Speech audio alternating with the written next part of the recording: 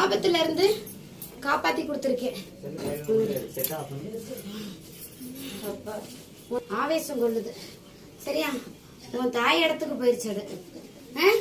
உன் தாய்க்கு பதிலடி கொடுக்க பாக்குது. உன் தாயோட உசுரை கேட்க பாக்குது. சரியா இல்லையா? அப்போ நீ பொறுமை காத்து இருக்கணும். உன் இடத்துல நீ எந்த அளவுக்கு பொறுமை காத்து நிக்கிறியோ அந்த அளவுக்கு அதை நான் காப்பாத்தி கொடுப்பேன். புரியுதா இல்லையா? எந்த இடத்துல பரித வச்சு போயிருக்குங்கிறது எனக்கு தெரியும்.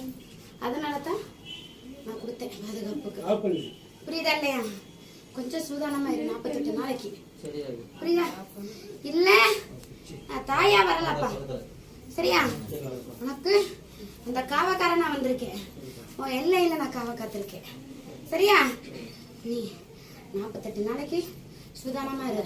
உன் தாய 48 நாளைக்குள்ள அந்த இடத்துக்கு கொண்டு வந்து சேர்த்துரு. இல்லனா எப்படி கொண்டு போகுதுன்னு சொல்றதுக்கு உண்டானது கிடையாது. உன்னோட பொறுமை ரொம்ப முக்கியம். உன்னோட ஆவேசமும் உன்னோட கட்டுப்பாடு இதுல இருக்கணும். சரியா? பொறுமை கத்துவா. இங்க இருந்து அங்க போயிருக்குல்லப்பா. சரியா? இப்ப நிலை எப்படி மாத்தி கொடுக்கும்? 9 நாளைக்கு கனி குடி. சரியா? 9வது நாள் இங்க உன் தாயோட வந்து சேரு. புரியுதா இல்லையா?